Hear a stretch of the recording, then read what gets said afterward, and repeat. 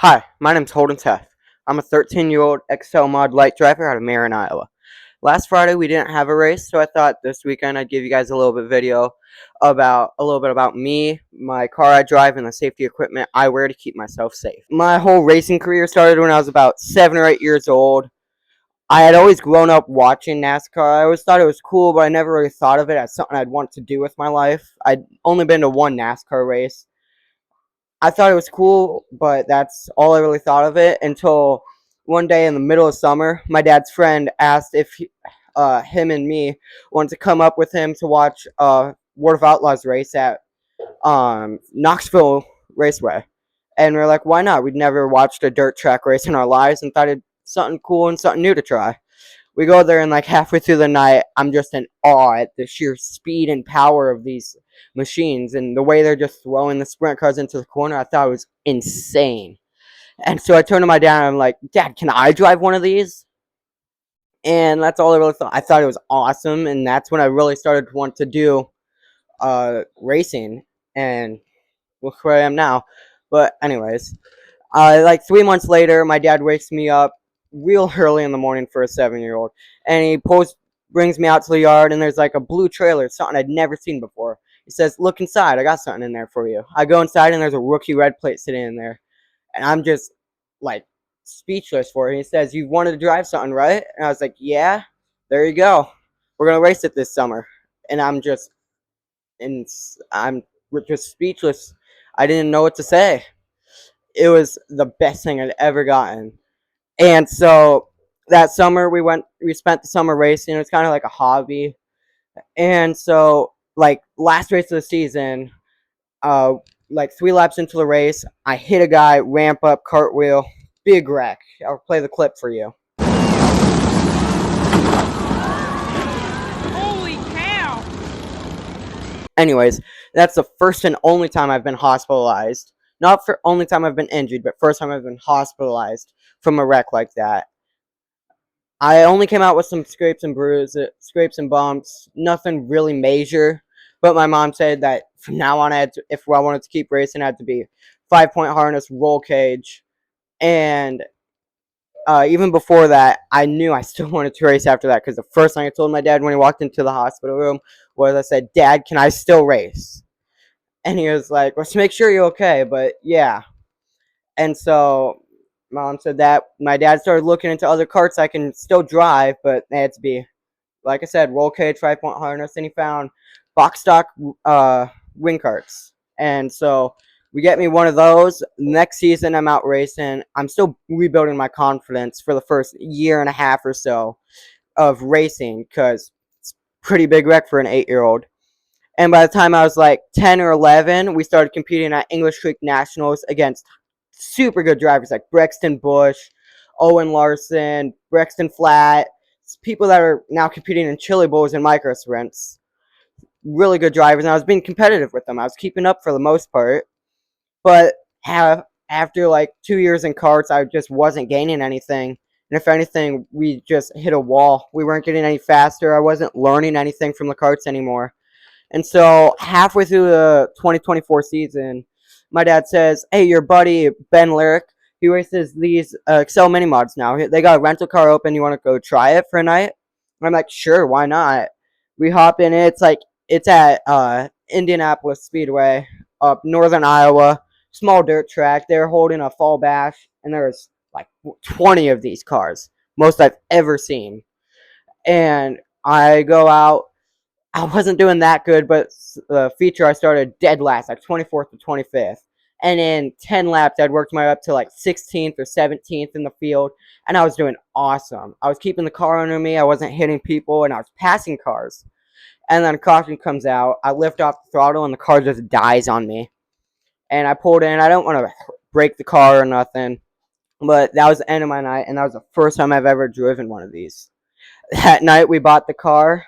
They fixed it up a little bit, got my own wrap on it, and been racing it ever since. Got in like 5 podiums. Got 1 win. We got last week. That was awesome. Best night of my life. But yeah, that's how my racing career got started and how it's going now. Okay, now in this part of the video, I'm going to talk a little bit about the safety gear I wear, how it works and how it keeps me safe compared to other more general and cheaper options. So first off, we got some Nomex SFI socks. The Nomex works a lot better than wearing just cotton because it's actually fire resistant compared to cotton that just won't melt to your skin or still catch. This won't catch fire at all, and it won't melt to your skin like polyester will. On top of those, obviously we got the racing shoes. These are eSparko. I really like these. They fit snug. They got a nice thin and flexible sole, so I can really feel the pedals and be really precise with my inputs on braking and throttle. And they even got some grips on the back. I don't know if you can see that. They got some grips on the back that help keep my heel planted in the car, and that's just lifesaver because other shoes that don't have that on the bottom, my heel would like slide around on the metal, but with these right here on the bottom, it keeps my heels planted and they don't slide around. Another item I wear, more Nomex. It's these Nomex pants. These work super well compared to wearing jeans or something else because these, once again, they won't melt and they won't catch. These work a lot better than polyester, cotton, wearing jeans even. These will keep you a lot safer even though they are more expensive. Okay. A final thing I wear underneath my fire suit is this Nomex racing shirt. All these are Simpson. This was probably the most expensive one, but it's also the one that'll keep me the most safe. Once again, just like all the other ones, it's not going to melt, it's not going to catch fire, and it keeps me a lot safer in the car in the case of a fire. Even with extinguishers, these will keep me safer under the suit.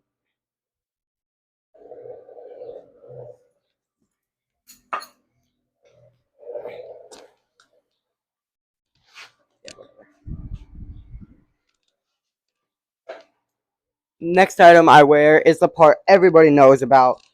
Everybody knows about these suits, but this one, I especially like this suit. It's eSparko again. I don't even know if I'm pronouncing that right. I hope I am. But this one has got these little tethers that go right around your heel and keep the suit all the way down under and go into this top part of the shoe right here. And that is one thing I really like about this suit. But this is the part everybody knows about. Everybody knows its job. Keeps you safe. It's the first layer of fire protection every driver has, and it's mandatory in almost every racing series. This is a new suit I got used from. I got this last year as I outgrew my custom suit, but I just really like this suit. Fits nice and snug. My heels, legs, my whole body covered from the fire. Next up, I'm going to show you my Hans device, which you guys have probably seen, but I'm going to explain a little bit more about how it works. And my helmet, gloves, all that stuff. So next up is probably the most important safety features I have is my helmet and Hans device. Right here, you can see the helmet. This right here will go around my chest and keep it snug on my chest. These bolts up here, or clips up here will keep this connected to my helmet, and so it prevents me from moving the neck like basically at all. Prevents me from getting whiplash, snapping my neck. Really very important safety feature I have on here.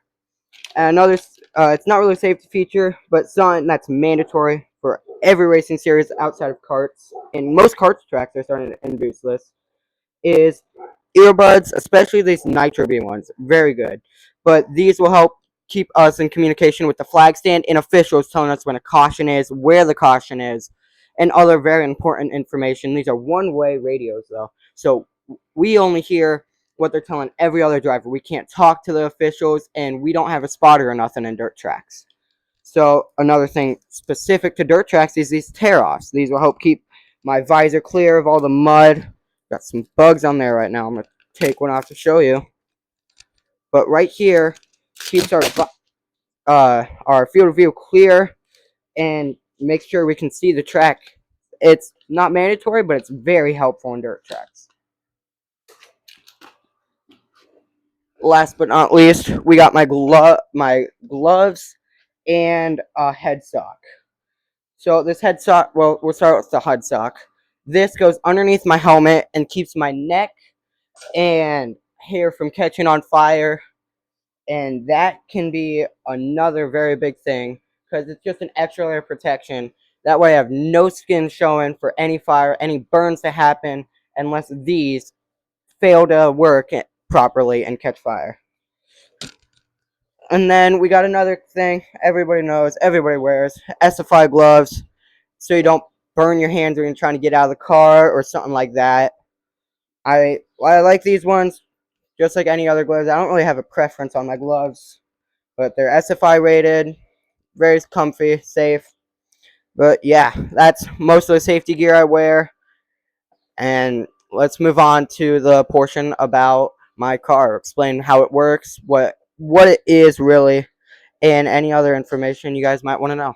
So now let's talk about this car a little bit. What it is, where it's actually originated from, and some of the safety features it has on it too. So this car was originally made by a guy up in Pennsylvania. This series is very, very common up there. It's a slower version of the common mod lights. You'll see a lot more common across the country that use 1000cc engines. This actually uses a Suzuki 600, so a sport bike engine. It's a 600cc. It's like 120 horsepower or something. A lot smaller than a 1000cc car, 1000cc mod light.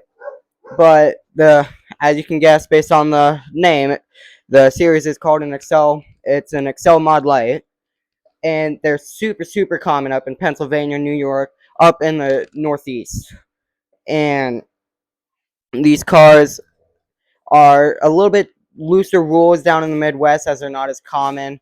And it's really a budget series to get people either into racing or for people to afford to race as a hobby outside of their normal work that they do weekly. And we only have one track really that races up here in Iowa, which is Fayette County Speedway, which is where all of my races are at. But this car is a super fun thing to drive. I've learned a ton about it, a lot more than I learned in karts, to be honest. It teaches you throttle control, how to brake into corners, because it's a lot harder than you think in a dirt car. If you brake too hard and you get the nose down, you're going to lose a ton of speed that you could be carrying through the corner. So it teaches you how to brake and keep that nose up a little bit in the air so it doesn't slam down. Teaches you how to slide through the corner, which is something not a lot of people know how to do, and it's a lot harder than you think. Teaches you how to keep your momentum up through the corners and carry that speed throughout the entire track and not lose any momentum. And we race on full-size 3/8 mile dirt tracks, which is something that these cars kind of struggle with keeping up. But since their tracks are so big, we can go flat out, and we're running the same times as A mods or other much faster cars. We're running faster times than hobby stocks at Fayette County, at least. We use smaller tires, American racers, not Hoosiers, like you might think they would. And we also use how we get into the car. This right here, there's a latch system on here that we use, and we just lift it up like that. That's loud. And we lift it up like that. We can hop right into the car. The radiator is actually right behind my seat, and that keeps the engine cooled. We also have a quick release steering wheel, just like NASCAR. I'll give you guys a little example about it right here. Right here, little thing. Push that in all the way. Slide in. I gotta change. Push it in all the way. Slide it on. It slides right in. The cockpit is super tight in here. I couldn't even lay flat in here if I wanted to. And we have weights set up to keep the car balanced. Switches, water temp in here. We got the radiator. But yeah, that's a little bit about my car.